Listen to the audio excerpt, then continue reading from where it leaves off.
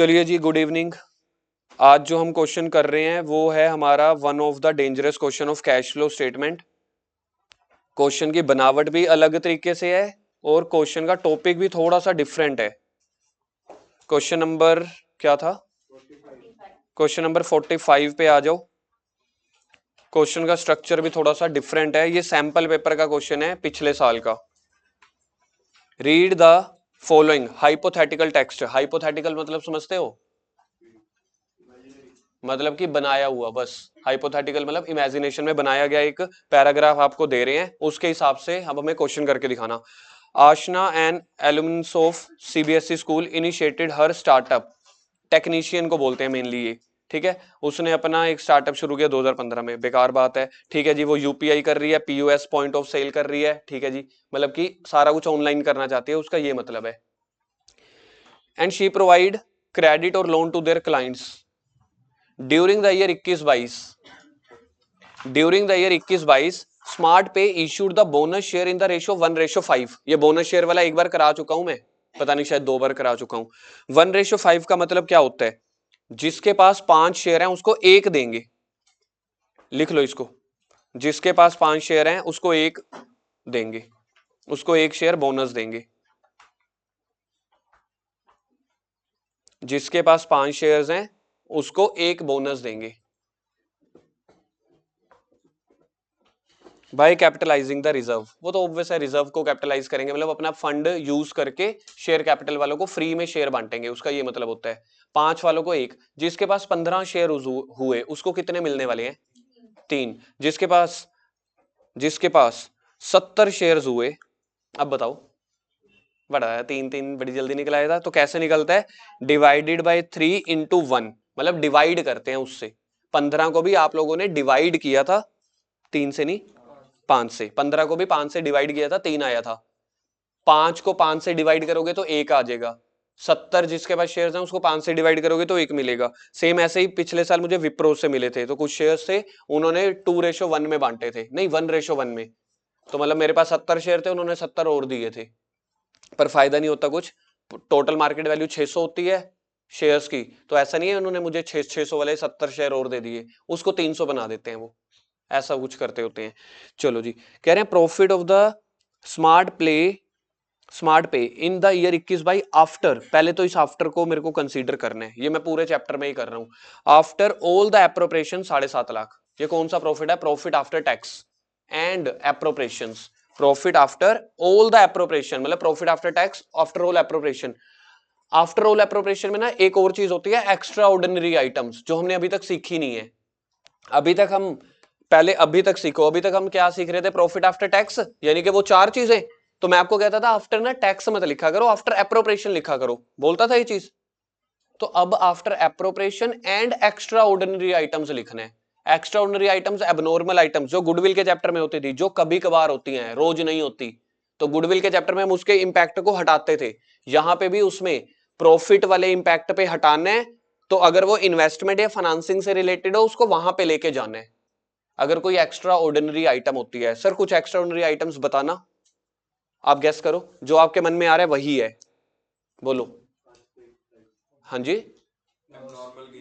Abnormal losses, हाँ बोलो, जो भी 2-3 बताऊं। हाँ जी, बैलेंस शीट वाली आइटम्स हो गई, आग लग गई, अर्थक्वेक हो गया। तो ये अगर अर्थक्वेक से या फायर लगने से बिजनेस में कोई नुकसान हुआ है, क्या वो सच में बिजनेस का नुकसान है? वो बिजनेस का सच में नुकसान है। अगर मेरे आग लग गई, दुकान का स्टॉक जल गया, तुम कैसे कह सकते हो नहीं है? तो दुकान में अगर आग लग गई, लकड़ी जल गई, माल जल गया, क्या ये बिजनेस का लॉस है? बिल्कुल बिजनेस का लॉस है यार। टीचर थोड़ा सा डिफरेंट टॉपिक पढ़ा रहा है, आप तो अपने कॉन्सेप्ट ही भूल जाते हो भैया। सोचो वाइवा वाला तुम्हारी कैसे धजियां उड़ा देगा। अपने बेसिक्स में तो रहो, 5 सेकंड का पोज ले लो। ये तो मैं पहले दिन से कह रहा हूं, वाइवा वाले टीचर को भी 10 सेकंड का पोज ले लेना कि सर 1 मिनट हमें आता है, सोच के बता रहे हैं। टीचर खुश हो जाएगा, रेदर देन हाँ हाँ नहीं नहीं, हाँ हाँ नहीं नहीं करने के बजाय। तो 4-5 वाइवा होने हैं, बेटर है 5 सेकंड डिले दे देना, एक्यूरेट आंसर देना। मैं हमेशा एक रूल बताता हूं, पहले एक्यूरेसी चाहिए फिर स्पीड चाहिए। अगर आप स्पीड के चक्कर में 3 घंटे में पेपर करना है, 6 क्वेश्चन गलत कर आए, भाई स्पीड का कोई फायदा नहीं। पहली एक्यूरेसी होनी चाहिए, चाहे रिटर्न एग्जाम है, चाहे वाइवा है, चाहे प्री बोर्ड है, चाहे बोर्ड है। पहली एक्यूरेसी, आपको पता है मेरे को सारी चीजें आती हैं, फिर होना चाहिए स्पीड के ऊपर काम। बात समझ में आती है? तो वाइवा का पहला असूल यही है। तो यहां पे इन्होंने बोला आफ्टर ऑल द एप्रोप्रिएशन, अब दुकान में आग लग गई, क्या ये लॉस दुकान का है? बिल्कुल दुकान का लॉस है, शॉर्ट सर्किट हुआ, माल जल गया। जो P&L का अकाउंटेंट होगा, फिर से मैं जड़ से शुरू कर रहा हूं ये टॉपिक, जो भाई साहब इधर जाग जाओ, जो P&L वाला अकाउंटेंट भैया होंगे, क्या उन्होंने उस लॉस को माइनस किया होगा? The answer is yes. उन्होंने P&L अकाउंट बनाया होगा, 7 सब हेड लिए होंगे। पहला मैं भूल गया, कॉम्स, कॉस्ट ऑफ मटेरियल कंज्यूम, दूसरा परचेज, तीसरा चेंजेस इन इन्वेंट्री, चौथा फाइनेंस कॉस्ट, पांचवा एम्प्लॉय बेनिफिट, उल्टा बोल गया, चौथा एम्प्लॉय बेनिफिट, पांचवा फाइनेंस कॉस्ट, छठवां डेप्रिसिएशन, सातवां अदर एक्सपेंस। उस अदर एक्सपेंस में उसने लिखा होगा लॉस बाय फायर।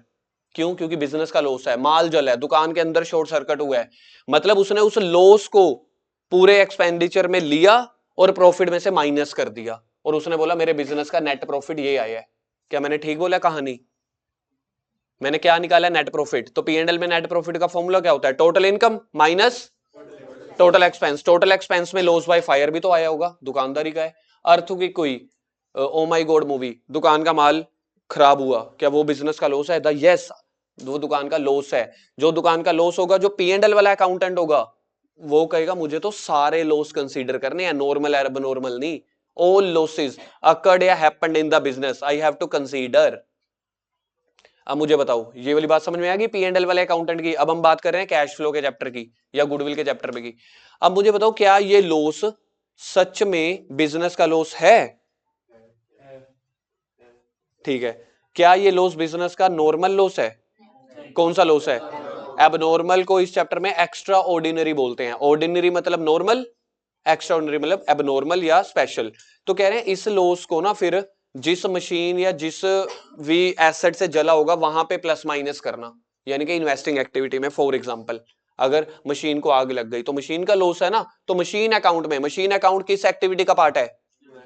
तो इन्वेस्टिंग में माइनस करना। आपने प्रॉफिट में से माइनस कर दिया। प्रॉफिट मेरा किस पार्ट में आता है? ऑपरेटिंग एक्टिविटी में तो आता है। मेरा ये चैप्टर का क्वेश्चन स्टार्ट कहां से होता है? प्रॉफिट आफ्टर टैक्स से एप्रोप्रिएशन। तो मतलब मेरा प्रॉफिट जो है वो ऑपरेटिंग एक्टिविटी में आ रहा है, इन्वेस्टिंग में या फाइनेंसिंग में? एक बार फिर से 5 सेकंड का पॉज ले लो। मेरे profits after tax, profit before tax, operating activity का पार्ट है, इन्वेस्टिंग का या फाइनेंसिंग का? तो यानी कि आपने ऑपरेटिंग एक्टिविटी में एक बार के लिए उसको माइनस कर दिया ना, एबनॉर्मल लॉस को, जबकि वो लॉस हुआ मशीन का, मतलब मशीन को आग लग गई, तो फिर वो लॉस कहां पे जाना चाहिए? इन्वेस्टिंग में जाना चाहिए। बिल्कुल समझ में आता है? तो इसलिए इस वाले लॉस को, जैसे हम वो 4 चीजें ऐड नहीं करते, इंटरिम डिविडेंड, इंटरिम डिविडेंड को ऊपर, प्रपोज डिविडेंड को ऊपर ऐड क्यों कर रहे होते हैं? रीजन, क्योंकि वो फाइनेंसिंग की आइटम है, उसको फाइनेंसिंग में माइनस करना है ना। तो आप इंटरिम डिविडेंड को ऐड करते हो और प्रपोज डिविडेंड को ऐड करते हो, और ट्रांसफर टू जनरल रिजर्व को और टैक्स मेड को। इनमें से 2 आइटमें फाइनेंसिंग की हैं, 2 आइटमें नॉन ऑपरेटिंग की हैं, तो आप इनको ऐड कर देते होते हो। तो सेम ऐसे इन 4 के अलावा अगर कोई एक्स्ट्रा ऑर्डिनरी लॉस आ जाए उसको भी ऐड कर देना। क्यों? इसकी जड़ क्या है? इसकी जड़ के लिए आपको एक कदम पीछे सोचना पड़ेगा। अगर आप एक कदम पीछे सोचने के लिए मतलब कामयाब हो गए, तो आप ऐसे समझ लेना आपके बेसिक्स जड़ें बहुत मजबूत हैं। टीचर आपको हेल्प करा रहा है, आपसे तो नहीं पूछ रहा ना, टीचर पहले आपको बता रहा है, उसके बाद कह रहा है कि इसके बाद तो यार याद रख लेना। तो टीचर कह रहा है पहले इसको याद करो। पहले कैश फ्लो बनता है कि P&L अकाउंट? तो P&L में सारे लॉसेस माइनस हो चुके हैं, नॉर्मल भी एबनॉर्मल भी। P&L वाले अकाउंटेंट की कोई गलती नहीं है, उसको एक्रूवल बेसिस मिला था, उसने कर लिया। हाँ सर ऐसा लग रहा है 10-12 दिन वाली पुरानी चीजें याद आ रही हैं, अच्छी बात है, हेल्प मिलनी चाहिए। तो हमने कैश फ्लो में क्या करना है? जो नॉन कैश है या नॉन ऑपरेटिंग है उससे हटाना है। P&L वाले ने जो जो माइनस किया था, प्रपोज डिविडेंड, इंटरिम डिविडेंड, उसको प्लस कर दो। P&L वाले ने लॉस बाय फायर को भी माइनस किया था, देखना तेज हो रहा है। P&L वाले अकाउंटेंट ने लॉस बाय फायर को भी माइनस किया, लॉस समझ के, बिल्कुल ठीक किया। कैश फ्लो में हम क्या करेंगे? वो लॉस जिस चीज का है, समझ लो मशीन का, तो उसको मशीन वाले इन्वेस्टिंग में डालेंगे, यहां से कैंसिल कर देंगे, यानी कि ऐड कर देंगे। अगर इसी मशीन के वाले लॉस से इसकी ट्रीटमेंट समझ में आ गई, कहां कहां जाएगी? ऑपरेटिंग में प्लस कर देंगे, इन्वेस्टिंग में जाके माइनस या सेल प्राइस में से देख लेंगे, एडजस्ट कर देंगे। इसी इंश्योरेंस वालों ने हमें क्लेम दिया 10,000 का। क्या क्लेम मिलना मेरे बिजनेस का पार्ट है? मेरे बिजनेस का पार्ट है, लेकिन मेरे बिजनेस का नॉर्मल पार्ट नहीं है, अब नॉर्मल पार्ट है। तो जो मुझे इंश्योरेंस से क्लेम मिला, P&L वाले ने तो उसको ऐड कर दिया होगा, क्योंकि पैसा मुझे मिला है। जैसे लॉस बाय फायर को माइनस किया होगा, तो क्लेम को क्या किया होगा, ऐड। तो मैं अभी लॉस वाले को प्लस कर दूंगा, क्लेम को माइनस कर दूंगा, क्योंकि ये क्लेम किससे मिला है, मशीन से रिलेटेड, तो इसको इन्वेस्टिंग में प्लस कर दूंगा। यानी कि सिंपल रूल, पूरी बात खत्म करते हैं, ऐड कर देना। जैसे ही सेकंड चैप्टर में था सेम रूल अप्लाई हो रहा है, कोई नया रूल नहीं है। एबनॉर्मल लॉसेस को प्लस कर देना, एबनॉर्मल इनकम्स को माइनस कर देना, बात खत्म। These are called extraordinary items। अब से हम इस क्वेश्चन में क्या लिखा करेंगे, profit after tax and appropriations.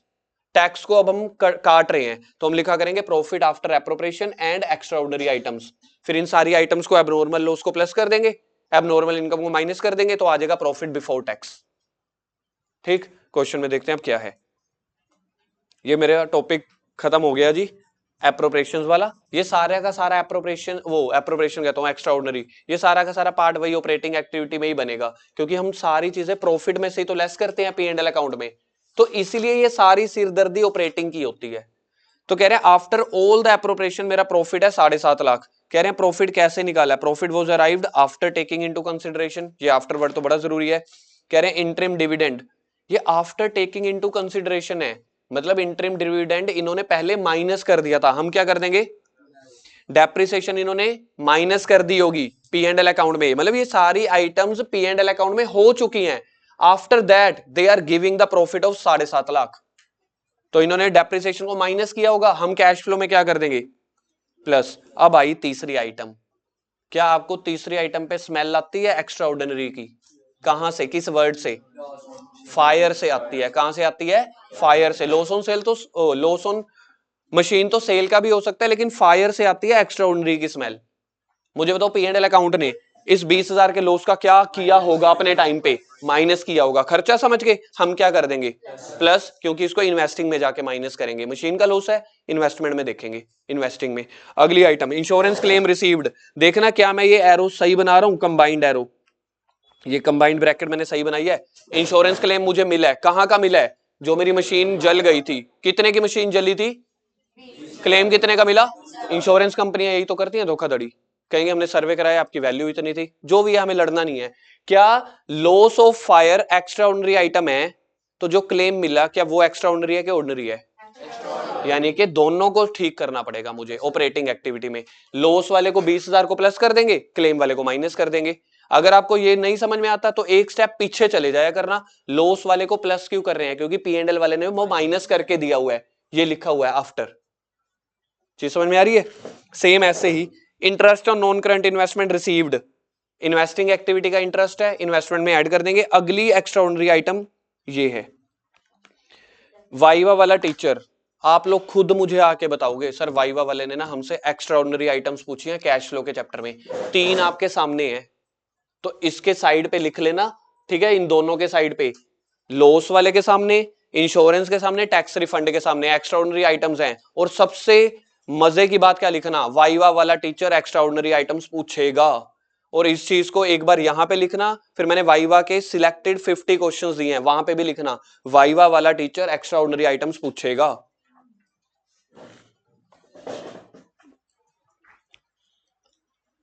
मैंने आप लोगों को बताया है कि इनकम टैक्स रिफंड, ये टैक्स रिफंड मैंने आप लोगों को बताया है ये एक्स्ट्राऑर्डिनरी आइटम्स है। क्या आप इसके ऊपर मेरी बात करके, मतलब मेरी बात मान के ट्रस्ट करना चाहते हो कि थोड़ा सा सोचना चाहते हो, करो, आइडिया लगाओ।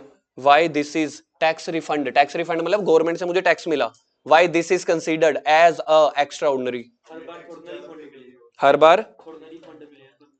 बार रिफंड नहीं मिलता, बिल्कुल ठीक है, वो तो रीजन हो गया, बिल्कुल ठीक है मेरे भाई, वो तो रीजन हो गया, बिल्कुल ठीक है, टैक्स हमने ज्यादा कर दिया, ठीक है, लेकिन इसका मेन रीजन आपको एजम्पशन, इसका प्योर लॉजिक रीजन नहीं होता, मेनली एजम्पशन के साथ ही जाएगा कि हम हर बार गवर्नमेंट हमें टैक्स थोड़ी वापस करती है। इस वजह से अगर आप मुझसे पूछो, मैं कैश फ्लो स्टेटमेंट बनाने वाली कमेटी में बैठा होता तो मैं इसको एक्स्ट्राऑर्डिनरी आइटम कभी ना बोलता।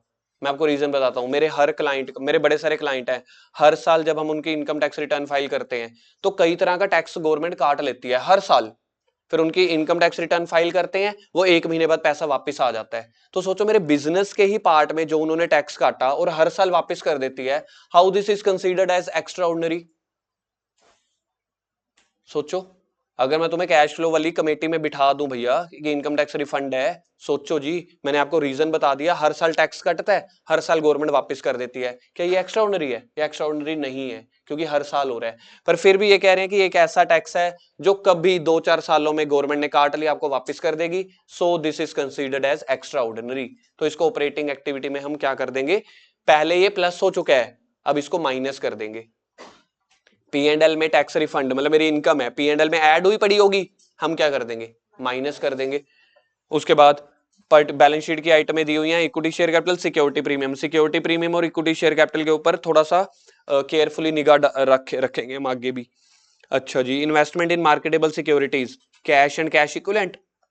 Marketable securities cash and cash equivalent होती है, कैश इन हैंड भी cash and cash equivalent. Machinery, non current investment, bank overdraft, goodwill, provision for tax का ओपनिंग क्लोजिंग बैलेंस दिया हुआ है।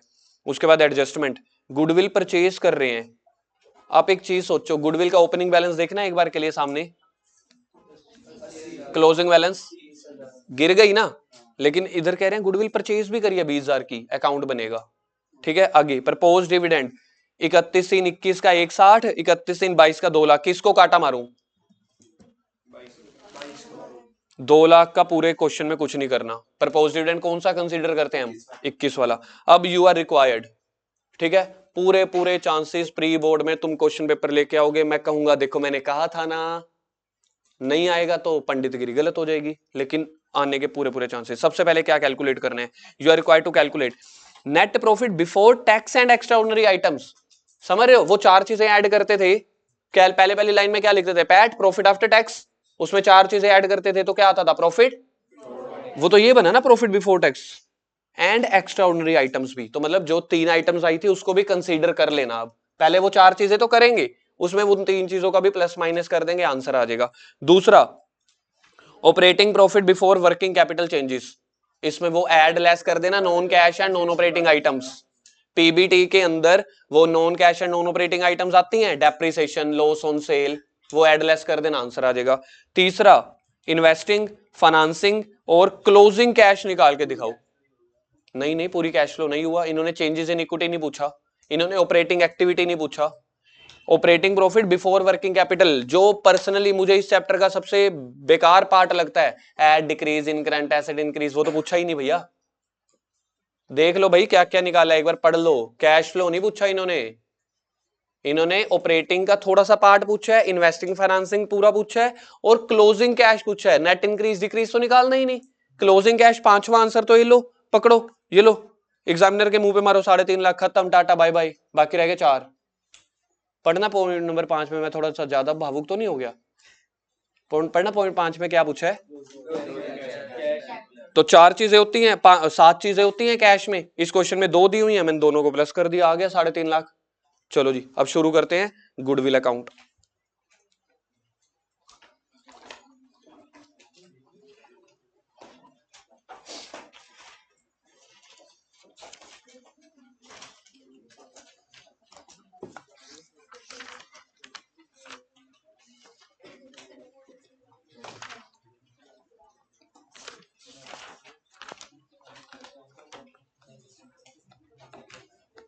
गुडविल अकाउंट, गुडविल एसेट है कि लायबिलिटी है, जल्दी बोलो, थोड़ा जल्दी करो, इतना टाइम नहीं है, एक क्वेश्चन और कराना है छोटा सा, बट ठीक है, अब तो 29 है। क्वेश्चन नंबर बोलो ये वाला, 45। गुडविल एसेट है कि लायबिलिटी? कहां से स्टार्ट करूं balances? To balance brought down, और इधर से बाय बैलेंस कैरी डाउन। बोलो जी, opening closing balance. Opening closing balance किसके देखने अपने? 22 और 21, ना 80 और 30, 80,000 एंड 30,000। आपके सामने क्वेश्चन हो रहा है, बाद में आप कहोगे हमें क्वेश्चन नहीं समझ में आया, ऐसा क्वेश्चन होमवर्क देने वाला हूं मैं, तो आपके सामने हो रहा है, ध्यान से देखते चले जाओ स्टेप बाय स्टेप। गुडविल का अकाउंट क्यों बनाया? क्योंकि पहली एडजस्टमेंट दी हुई है, गुडविल परचेज करी है, परचेज करना यहां से, goodwill account debit to bank, तो टू बैंक ब्रैकेट में परचेज कितने की? 80,000 की गुडविल पहले थी, 20 की और खरीद ली, टोटल बोलना। क्या आपको 1 लाख समझ में आता है? 1 लाख की गुडविल है, रह कितने की गई? बाकी कहां गई, छूमंतर उड़ गई। अब उड़ने के दो स्कोप हो सकते हैं, या बेच दी हो या डेप्रिसिएशन लगी हो। पहली जजमेंट क्या कहती है, ले लो 10 सेकंड लो। 80,000 की गुडविल स्टार्टिंग में थी, 20,000 की और खरीदी, मतलब किसी का बिजनेस खरीदा होगा, चला चलाया जो भी एसेट लायबिलिटी, 1 लाख की होनी चाहिए, है कितने की बची हुई, बाकी सोच के देखो, बाकी रिटर्न ऑफ हुई होगी, एमोटाइज, डेप्रिसिएशन लगी होगी। जब तक सेल के बारे में नहीं लिखा हुआ, मार्केट में गुडविल ऐसे थोड़ी ना बिकेगी। अब क्वेश्चन ने बोला कि हमने अपना पूरा बिजनेस बेचा है, सर क्वेश्चन ने तो ये भी नहीं लिखा कि 20,000 की जो गुडविल खरीदी है कि हमने बिजनेस खरीदा है। अरे भाई सामने लिख तो दिया परचेज्ड, उसमें थोड़ी एजम्पशन है। तो एजम्पशन कहां पे बैठेगी, या तो सेल पे या डेप्रिसिएशन पे। तो सेल इज नॉट एजम्पशन। अगर डेप्रिसिएशन भी दी होती फिर मैं मानता कि फिर तो क्रेडिट साइड सिर्फ सेल ही आ सकता है। सर कैसे कैसे बताना, इधर देखो, अगर यहाँ पे बाय डेप्रिसिएशन, क्योंकि इंटेंजिबल एसेट है तो डेप्रिसिएशन वर्ड नहीं यूज करते, क्या वर्ड यूज करते हैं, वाइवा वाला टीचर पूछेगा भाई साहब गुडविल डेप्रिसिएशन और एमोटाइजेशन का फर्क। तो पहला बिना बकवास किए क्या बोलना कि जो टेंजिबल फिक्स्ड एसेट है उसके लिए हम डेप्रिसिएशन वर्ड यूज करते हैं, इनटेंजिबल के लिए amortisation, but both are the same meaning, both have the same meaning. अगर समझ लो यहाँ पे डेप्रिसिएशन दी हुई है 10,000, फिर मेरा 1 लाख बैलेंस होना चाहिए था। मैं इसलिए दोनों चीजें करा रहा हूं, किसी किसी क्वेश्चन में ये आता है मशीन अकाउंट में। मेरे पास मशीन कितने की है, 80,000 की, 20,000 की और खरीद ली, तो कितने की होनी चाहिए, 1 लाख। उसमें से 10,000 कह रहे हैं डेप्रिसिएशन लग गई, क्वेश्चन ने बता दिया, तो कितना रहना चाहिए, 90, 90, 90 नहीं, 1 लाख में से 10,000 गया तो 90 रहना चाहिए। 90 में से कहते 30 रह रहा है, बाकी 60 कहां गया। यहां पे आपकी एजम्पशन रीजनेबल बन जाती कि बाकी बेच दी होगी। इस क्वेश्चन में क्यों नहीं बन रही, इस क्वेश्चन में इसलिए नहीं बन रही क्योंकि क्वेश्चन ने कुछ दिया ही नहीं है सेल के बारे में। तो पहली एजम्पशन डेप्रिसिएशन बनती है। डेप्रिसिएशन को क्या लिखेंगे, एमोटाइजेशन। एमोटाइजेशन कितना निकालो, 70,000। तो एमोटाइजेशन के ब्रैकेट में लिख देना लाइक एक डेप्रिसिएशन। चलो जी हो गया। उसके बाद मशीन अकाउंट पे आ जाओ। सर मशीन अकाउंट क्यों बना रहे हैं, याद है मशीन जली थी, फायर, तो इसलिए मशीन अकाउंट बनाना जरूरी है। मशीन के ऊपर लॉस हुआ था। चलो चलो चलो जल्दी। मशीन अकाउंट एसेट है कि लायबिलिटी है, बैलेंस कहां से स्टार्ट होगा, to balance brought down by balance carry down. 2 lakh, 3 lakh, 2 lakh और 3 लाख।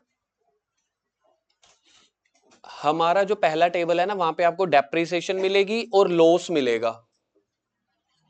डेप्रिसिएशन मुझे ढूंढ के बताओ, डेप्रिसिएशन कहां पे आती है, मशीन के क्रेडिट में। सर जर्नल एंट्री क्या बनती है, डेप्रिसिएशन टू मशीन, क्योंकि यहाँ पे एक्यूमुलेटेड कुछ है नहीं, तो डेप्रिसिएशन टू मशीन। आपके पहले टेबल पे या कहीं पे ना डेप्रिसिएशन मिलेगी 40, देख लेना मशीन की है वो, ठीक है। और आपको एक लॉस मिलेगा, मशीन का लॉस बाय, वैसे हम याद है क्या लिखते थे, बाय लॉस ऑन सेल, अब लिखेंगे loss on fire, loss by fire. Machine तो गई ना यार, किसी भी लॉस से जाए, किसी भी लॉस से जाए। अब मेरे साथ बच्चे पता है क्या बोलेंगे, सर क्लेम का क्या करना है। बेटा क्लेम वहां पे मिल रहा है, मशीन अकाउंट में थोड़ी मिल रहा है, क्लेम तो आपको एक अलग मिलेगा 2 लाख। हाँ तो ये मेरा मशीन का टोटली लॉस है, लॉस, क्लेम मिलने के बाद का लॉस।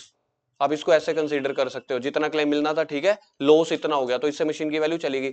आप इसको ऐसे समझ सकते हो, यार 30,000 की थी, 10,000 का क्लेम मिला, 20,000 का लॉस हो गया, तो मुझे लॉस दिखा दिया मैंने इधर। तो यहाँ पे ये नया पॉइंट है, इसको कुछ एरो तीर कुछ ना कुछ घोषित कर देना, ठीक है। ये वाला हम भूल जाते हैं, हम पता क्या सोचते हैं, लॉस बाय फायर है ना। अरे भाई लॉस बाय फायर हो, लॉस बाय आग हो, लॉस बाय गायब हो, मशीन तो गई ना भाई, मशीन से तो विदा करना पड़ेगा ना उसको क्रेडिट से। लॉस जो मर्जी हो, सेल का हो, खा गए, ड्रॉइंग कर गए, गायब हो गई, आग लग गई, अर्थक्वेक हो गया, आएगा, याद रह जाएगा, ठीक है। अब आगे क्या बनाना था, सबसे पहले नंबर पे पॉइंट नंबर 1 क्या बनाना है, कैश कैलकुलेशन ऑफ पीबीटी, ठीक है। लिखो ऊपर calculation of PBT, profit before tax and, पहली बार लिख रहे हैं एक्स्ट्रा ऑर्डिनरी आइटम्स। पूरा कैश फ्लो नहीं बना रहे, जैसे पार्ट दिए हुए पार्ट वाइज करते चले जाएंगे, इसलिए मैंने लिख दिया इधर पार्ट 1। क्या कैलकुलेशन करने हैं, पीबीटी और एक्स्ट्रा ऑर्डिनरी आइटम्स। तो सबसे पहले हम क्या लेंगे, प्रॉफिट आफ्टर, बोलोगे प्रॉफिट आफ्टर। आज हम टैक्स नहीं लिखेंगे, अगर टैक्स लिखना है तो टैक्स एंड एप्रोप्रिएशन लिख देना, profit after tax and appropriations, profit after tax and appropriations. 7.5 lakh मुझे याद है, जहां तक 99% मेरे हिसाब से यही था, 7.5 लाख पहले पैराग्राफ में था। अब इसमें वही 4 चीजें ऐड कर दो। बुक वालों की प्रेजेंटेशन कुछ और होगी, मैंने तुम्हें सिखाया है तो मैं थोड़ा इजी वे में सिखाऊंगा पहले, ताकि तुम्हें लगे ही ना कि ट्रांजिशन हुई है, कुछ पुराने टॉपिक से नया टॉपिक चेंज किया है। 4 चीजें ऐड करते हैं, लिख दो ऐड, 4 चीजें लिखो, चारों के नाम, इंटरिम डिविडेंड, प्रपोज्ड डिविडेंड, ठीक जी, टैक्स मेड, एक चीज रहेगी ट्रांसफर टू जनरल रिजर्व। फिलहाल के लिए ये 4 चीजें मैं लिख रहा हूं फिलहाल के लिए, ठीक है जी। ये 4 चीजें, इंटरिम डिविडेंड हमें मिला था पहले पैराग्राफ में, नहीं पहले डिब्बे में 90,000 मिला आपको पहले पैराग्राफ में, पहले बॉक्स में 90,000। प्रपोज्ड डिविडेंड आपको मिला था सेकंड एडजस्टमेंट में। क्लोजिंग लेना है कि ओपनिंग, ओपनिंग 1 लाख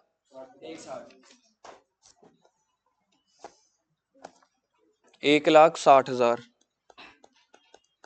अब टैक्स मेड कहां से ढूंढूंगा, एडजस्टमेंट में तो नहीं था। अब आप देखो बैलेंस शीट, इस क्वेश्चन में ना बैलेंस शीट को जान के इन्होंने बॉक्सेस में डाल दी है, तो वो बैलेंस शीट दिख रही है आपको, ये बैलेंस शीट, इसमें प्रोविजन फॉर टैक्स मिल रहा है। पेड मेड के बारे में तो कुछ लिखा ही नहीं हुआ था, तो कौन से को पेड मानेंगे, कौन से को मेड।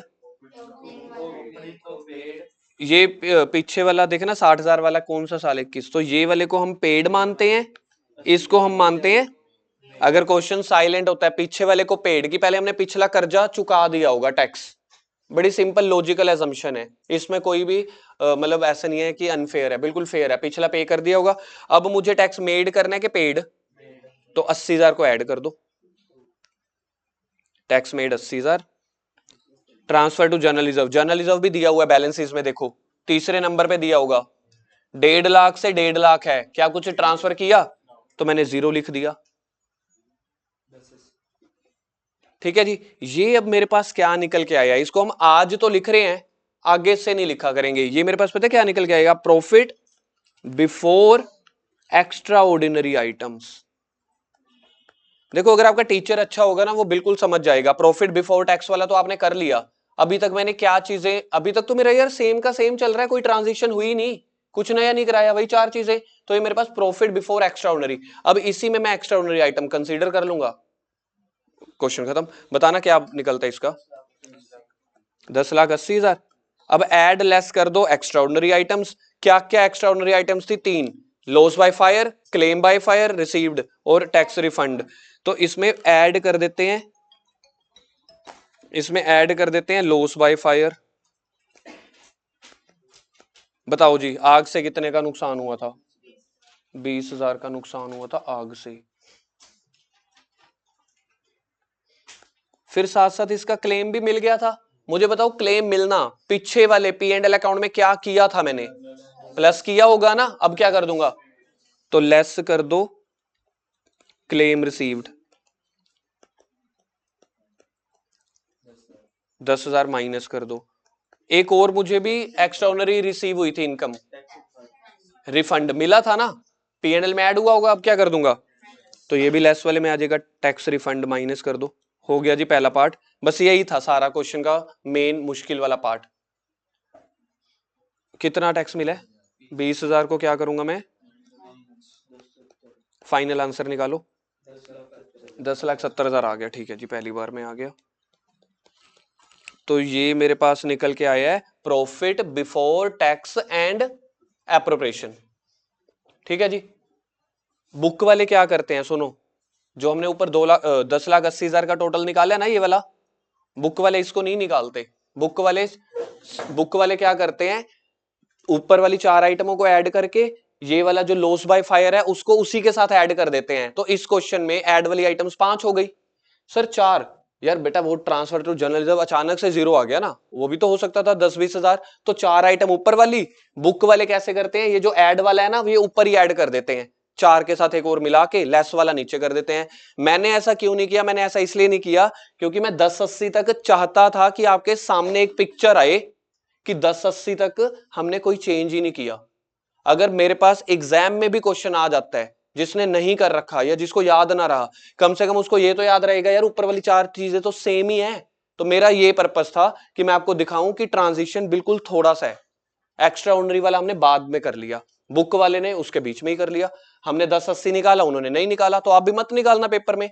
ठीक है जी, अगला पार्ट, मेन वाला पार्ट मेरा हो गया। नेक्स्ट पार्ट नंबर 2 देखना क्या निकालना है, पढ़ो पढ़ो पढ़ो जल्दी। तो इसी में तो ऐड कर देंगे non cash and non operating items.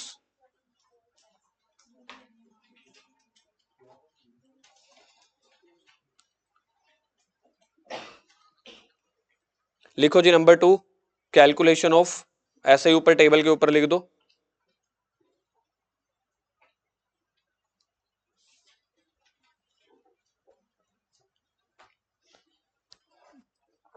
Part number 2, ठीक है, operating profit before working capital changes. Paper में आएगा ऐसे ही लिख के आ जाना, ऊपर लिख के आ जाना। ठीक है जी, तो सबसे पहले मेरे को क्या चाहिए, पीबीटी चाहिए। लिखो जी प्रॉफिट बिफोर टैक्स, अभी अभी निकाला था, कितना था, 10 लाख ना 1070 था आखिरी आंसर, प्रॉफिट बिफोर टैक्स 1070 था। इसमें ऐड ओब्लीग लेस, ओ यार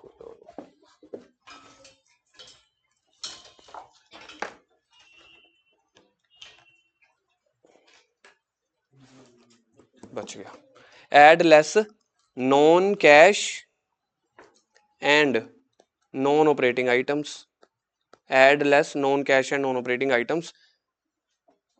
इस पे अब आपको पहचानना है, पहचानने के लिए सेम असूल लेके चलेंगे। सबसे पहले एडजस्टमेंट खाली करेंगे, फिर ऊपर से लेके नीचे तक सारा खत्म करेंगे। एडजस्टमेंट नंबर 1 क्या थी देखना, गुडविल परचेज्ड। ठीक है, तो गुडविल का अकाउंट बना था, देखना क्या उसमें कोई डेप्रिसिएशन आई थी, वो आएगी यहाँ पे। लिखो जी ऐड गुडविल एमोटाइज्ड, कितनी आई थी, ठीक है जी। उस गुडविल में और क्या चीज आई थी, परचेज आई थी। परचेज तो जाएगी इन्वेस्टिंग एक्टिविटी में, अभी तो मुझे कुछ नहीं करना। चीज समझ में आ रही है, फंडामेंटल्स अपने मत भूलना, फंडामेंटल्स बेसिक्स वही हैं, एडजस्टमेंट खत्म कर रहे हैं। सेकंड एडजस्टमेंट पढ़ना क्या की थी, क्या इसमें आती है प्रपोज डिविडेंड, इंटरिम डिविडेंड, नहीं आती, कर चुके हैं। अब आ जाओ ऊपर से, पहले डिब्बे से, पहले डिब्बे में क्या है, इंटरिम डिविडेंड, यहां पे नहीं आएगा। ठीक है, उसके बाद सेकंड है डेप्रिसिएशन ऑन मशीन, ये करेंगे add sir depreciation on machine कर तो चुके हैं बेटा, अकाउंट में किया था, कैश फ्लो में थोड़ी अभी कुछ किया, वो तो अकाउंट बनाते हुए किया था। तो ये डेप्रिसिएशन ऐड कर दो, कितनी है। अगली आइटम क्या है, loss by fire, extra ordinary है, कर चुके हैं अभी अभी ऊपर, आप अपनी कॉपी पे देख सकते हो। अभी अभी लॉस बाय फायर ऐड कर आया हूं मैं, एक सेकंड के लिए होल्ड कर रहे हैं। पहले टेबल की सेकंड आइटम पढ़ना, पहले टेबल की सेकंड आइटम क्या है, कर दिया डेप्रिसिएशन, सबको दिख रहा है। पहले टेबल की थर्ड आइटम पढ़ो पूरी, लॉस बाय मशीन। अगर ये लॉस बाय सेल होता ना, फिर मैं यहां पे लिखता, लॉस बाय फायर है तो एक्स्ट्रा ऑर्डिनरी है, एक्स्ट्रा ऑर्डिनरी अभी अभी पिछले टेबल में करके तो आए हैं, तो जो चीज एक बार कर ली दोबारा थोड़ी। ऐसे ही तीसरा इंश्योरेंस क्लेम लिखूं यहाँ पे, अभी अभी कर आए हैं हम। अगली item interest on non current, ये कर दो माइनस, क्योंकि ये क्यों माइनस कर रहे हैं, क्योंकि ये इन्वेस्टिंग में प्लस होगा। Interest on non current investment, देखना कितना माइनस करना है, 30,000। अगली आइटम टैक्स रिफंड।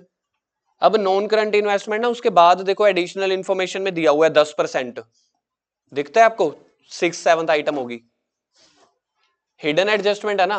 वो हिडन एडजस्टमेंट क्या की होती है, इंटरेस्ट निकालने की, ये बुक नहीं निकाल के दे दिया, क्या मेरे लिए वो हिडन एडजस्टमेंट रही, नहीं रही, क्यों, क्योंकि उसका इंटरेस्ट बुक वालों ने निकाल के दे दिया, बस आंसर खत्म। ये आ जाएगा operating profit before working capital changes, और कुछ बचा ही नहीं।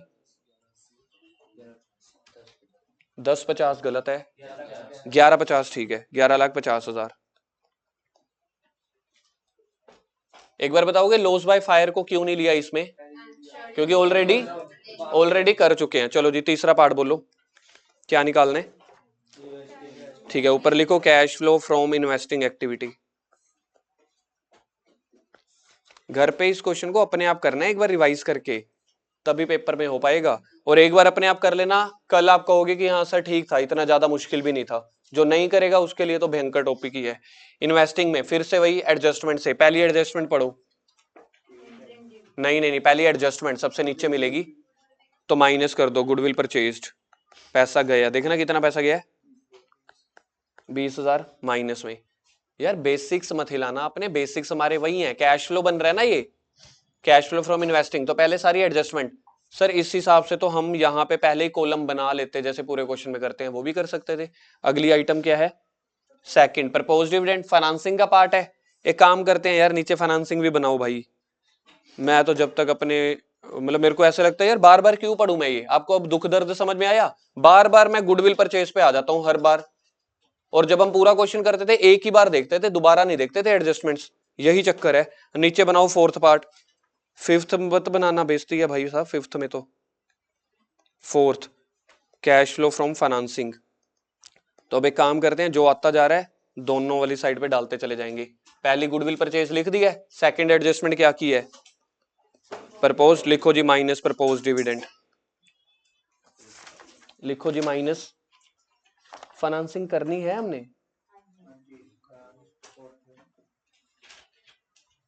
ठीक है, कितना है प्रपोज डिविडेंड, 1 लाख, 1,60,000 माइनस का, दोनों एडजस्टमेंट खत्म हो गई। अब ऊपर से आ जाओ, ऊपर एडजस्टमेंट दी हुई थी, इंटरिम डिविडेंड, ऑपरेटिंग में प्लस कर दिया, यहाँ पे माइनस करो। ऊपर ऑपरेटिंग में इसीलिए तो प्लस की है क्योंकि वो फाइनेंसिंग की आइटम थी। कितना माइनस करने, 90,000। मुझे तो ऐसे ही क्वेश्चन करके मजा आता है, पूरा क्वेश्चन एक बार देखो। इस बार हम क्वेश्चन को हमें 3 बार देखना पड़ रहा था, अगर आप ध्यान दो, 3 क्या 4 बार। अगला पॉइंट डेप्रिसिएशन हो चुका है, पहले टेबल पे हूं मैं, अपनी अपनी बुक पे फोकस करो, बुक पे फोकस। डेप्रिसिएशन हो गया, loss on sale by fire, loss on sale by, तो उस लॉस को कंसीडर करके मैंने मशीनरी अकाउंट पे जाऊं, अब मशीनरी अकाउंट पे जाऊं, उस लॉस को मशीन अकाउंट में लिख लिया ना, तो सिर्फ अब आ जाएगी परचेज। क्योंकि उस मशीन को, अगर आप इसको नहीं समझ पा रहे ना, इसको देखो ऐसे सोचो। अब बच्चे कहेंगे लॉस को अलग लिखो, देखो अगर मैंने ये लॉस, मशीन अकाउंट का हमने आंसर नहीं निकाला था, वो मशीन का आंसर तो निकालो नलायकों, टू बैंक ब्रैकेट में परचेज। अब अगर मैं मशीन के क्रेडिट में ये वाला लॉस ना लिखता 20,000, तो क्या अभी मेरा परचेज का आंसर वही आता, सेम नहीं आता ना। इट मींस आपने लॉस को कंसीडर कर लिया है, उसकी वैल्यू परचेज में कंसीडर हो चुकी है। देखो यहां पे देखो, मैं यहाँ 20,000 मैंने काट दिया, फिर क्या आंसर आता, 7 माइनस 2, नहीं 3,40,000 माइनस 2, 1,40 आता ना। क्योंकि लॉस को आपने इधर लिख लिया है, तो इसका 20,000 का इंपैक्ट आपके मशीन के परचेज में आ गया, आपने ये वाली मशीन भी खरीद ली होगी, तो लॉस की वजह से पैसा गया। अगर ये लॉस को मैं ना लिखता तो क्रेडिट साइड का टोटल आता 340। अगर मैं लॉस को ना लिखता, कंसीडर ना करता, तो क्रेडिट साइड का टोटल क्या आता, उसमें से 2 लाख माइनस करता तो परचेज कितने की आती, अब कितने की आ रही है, यानी कि उस लॉस की वजह से आपका पैसा गया ना, नई मशीन खरीदनी पड़ी, तो it means we have considered the loss in 160। तो जो बच्चे ये कहते हैं सर लॉस को तो आपने अलग से लिखा नहीं, बेटा लिखा है, बस कॉमर्स की नजरें चाहिए उसको देखने के लिए। तो 160 का परचेज माइनस करो, इन्वेस्टिंग में माइनस,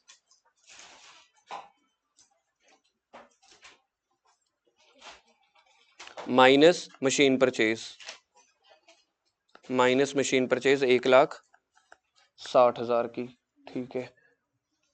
अब उसके बाद क्लेम, कितने का क्लेम मिला अपने को, 10,000 का ऐड कर दो ये वाला क्लेम, क्योंकि हमने ऊपर कहीं पे भी नहीं लिखा ये क्लेम मशीन का है, ठीक है। तो इन्वेस्टिंग एक्टिविटी में प्लस, अगर इसको मैंने क्लेम को ना मशीन अकाउंट के डेबिट में लिख दिया होता, वैसे लिखते नहीं होते क्योंकि इसकी जर्नल एंट्री होती है bank account debit to claim, bank to machine नहीं होती। अगर मैं उसको मशीन के किसी तरफ लिख देता, फिर यहाँ पे ना लिखता, जैसे लॉस को लिख दिया था तो अलग से नहीं लिखा। अब क्लेम यहां पे आएगा क्योंकि इसकी एंट्री होती है bank account debit to claim of machine, तो मशीन अकाउंट में नहीं लिखा, तो पैसा मिला है, पैसा मिला ऑपरेटिंग में, ऊपर देखो माइनस किया होगा आपने, ऑपरेटिंग में एक्स्ट्रा ऑर्डिनरी आइटम में माइनस किया होगा, ये सोच के माइनस किया था ना कि इन्वेस्टिंग आइटम है, तो इन्वेस्टिंग में लिखो 10,000 प्लस। इसलिए ये क्वेश्चन आपसे डबल रिवीजन मांगेगा एक बार के लिए। उसके बाद अगली आइटम क्या है, हाँ तो ऐड करो, ऊपर आपने माइनस किया था देखो नॉन कैश और नॉन ऑपरेटिंग में, इंटरेस्ट ऑन एनसीआई, ऊपर माइनस इसलिए किया था क्योंकि ये इन्वेस्टिंग एक्टिविटी को बिलोंग करती है। कितना ऐड करना है, 30,000।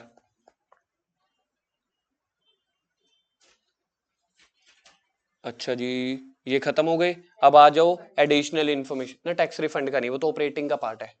अब आगे आ जाओ एडिशनल इन्फॉर्मेशन में, इक्विटी शेयर कैपिटल देखना कितने से कितने हो गई, 10 लाख से 12 लाख।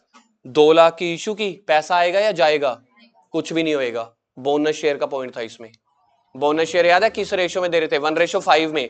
तो पहले मेरे पास कितने की कैपिटल थी पहले, तो 10 लाख वालों के पास अगर 5 शेयर हैं तो हम उनको 1 दे रहे हैं, तो यानी कि मतलब कहने के लो हर 5 के बदले में 1 दे रहे हैं, तो 10 लाख को 5 से डिवाइड कर दो, तो इनको और कितने की कैपिटल देंगे, 2 लाख की। तो ये दे तो दी 10 से 12, तो ये जो 2 लाख बड़ी है ये बोनस शेयर से बड़ी है, मार्केट में शेयर होल्डर को बेच के नहीं पैसा आया। अगर बाय चांस ये 10 की जगह 13 आता तो 2 लाख बोनस वाला, 1 lakh issue of share capital होता, वो प्लस होता। लेकिन हमारे सिलेबस में क्वेश्चन होते ही नहीं है, ज्यादातर यही होता है 10 से 12 है ना, तो ये सारा बोनस वाला होगा। 99.9% केसेस में जहां जहां बोनस शेयर आएगा वो बोनस की अमाउंट अचानक से उतनी ही मिलेगी।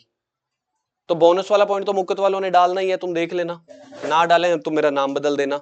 इसमें नहीं डालेंगे तो एमसीक्यू में डालेंगे, एमसीक्यू में नहीं डालेंगे तो आइडेंटिफिकेशन में डालेंगे, आइडेंटिफाई द आइटम्स, तो आएगा ही आएगा। ये देखो किसी को समझना है तो 10 लाख के बदले में 5 के बदले में दे रहे हैं, तो 10 डिवाइडेड बाय 5, 2 लाख के बोनस हो गए, यानी कि 10 वालों को 2 और दे दिया, तो टोटल कितना हो गया 12। तो ये देखो 12 लाख बना हुआ है, तो मतलब पैसा आया नहीं, पैसा गया नहीं, क्योंकि फ्री में शेयर्स दिए आपने। और इनके लिए यूज किसको किया, देखो कह रहे थे ऊपर लाइन पढ़ के देखना, ऊपर किसको यूज कर रहे हैं, कैपिटलाइजिंग द रिजर्व। ये देखो सिक्योरिटी प्रीमियम देखो, 5 लाख से कितना हो गया, 2 लाख कम हो गया, यही 2 लाख का सिक्योरिटी प्रीमियम कम करके ही तो बोनस शेयर बांटे थे। तो सिक्योरिटी प्रीमियम और equity share capital bonus share का कुछ नहीं करना। एक टॉपिक था शेयर कैपिटल वाले चैप्टर में, utilisation of security premium in 5 ways. मेरे नोट्स में, जो मेरे नोट्स थे, मैंने वहां पे लिखा था रीड फ्रॉम द बुक। मैंने कहा था इंपॉर्टेंट है, इतना इंपॉर्टेंट था मुक्कत स्कूल वालों ने अभी सितंबर में पेपर में क्वेश्चन भी डाला था, यूटिलाइजेशन ऑफ सिक्योरिटी प्रीमियम। कि सिक्योरिटी प्रीमियम का जो पैसा है, सिक्योरिटी प्रीमियम का पैसा समझते हो कौन सा, मैंने शेयर महंगे बेचे, कंपनी को पैसा मिला फालतू, उनको 5 जगह यूज कर सकते हैं, उसकी एक यूजेज है fully paid up bonus share बांटने के लिए, तो इन्होंने यूज कर लिया, ना शेयर होल्डर को पैसा दिया ना पैसा लिया। कंपनी के सिक्योरिटी प्रीमियम में पैसा था, डेबिट की एंट्री मार दी, सच में पैसा ना गया ना आया। ठीक, उसके बाद जर्नल रिजर्व का हो गया है, invest in marketable security, cash in hand, ये तो कैश एंड कैश इक्विवेलेंट का पार्ट है। मशीन अकाउंट हो चुका है। नॉन करंट इन्वेस्टमेंट 3 लाख से कितनी हो गई, 1 लाख खरीदी है, पैसा आएगा या जाएगा, क्या ये मैंने कर नहीं दिया यार, नहीं किया, इसका इंटरेस्ट किया था, इसका इंटरेस्ट किया ना वो 10,000 या जो भी था, 30,000 40,000, तो ये जो 1 लाख रुपए जा रहा है इन्वेस्टिंग में माइनस करो, इन्वेस्टिंग में माइनस कर दो परचेज ऑफ एनसीआई। आप ऊपर देखो कहीं पे भी नहीं किया था, उसका इंटरेस्ट अलग चीज होती है, पैसा आ रहा है कि जा रहा है, 1 लाख माइनस का। अगली आइटम देखो जी, बैंक ओवरड्राफ्ट, फाइनेंसिंग की आइटम है, 2 लाख से 2.5 लाख हो गया, पैसा आया है, ऐड कर दो bank overdraft increase, bank overdraft increase, कितना पैसा आया है प्लस का। भाई मैं तो तुम्हें बोलना भूल गया, छुट्टी है, ग्रुप में मैसेज डालियो, मैं एक्चुअली भावुक हो जाता हूँ मुश्किल जब टॉपिक आता है ना पढ़ाने में। और अगली आइटम देखना, अगली आइटम देखो ना, खत्म नहीं हुआ, बैंक ओवरड्राफ्ट के बाद देखो हो गया गुडविल का, परचेज सेल डेप्रिसिएशन, आगे हाँ बस आंसर निकालो, फिर इन्वेस्टिंग आंसर निकालो जल्दी।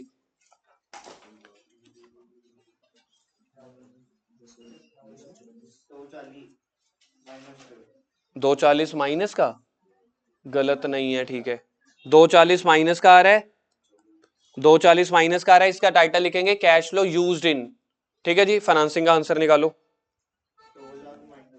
देखो 2 लाख माइनस ये भी आ गया, 2 लाख माइनस का, तो कैश फ्लो यूज्ड इन। ठीक है, 4 आंसर हो गए। 5वां part closing cash and cash plus कर देना बस 3.5 लाख। 5वां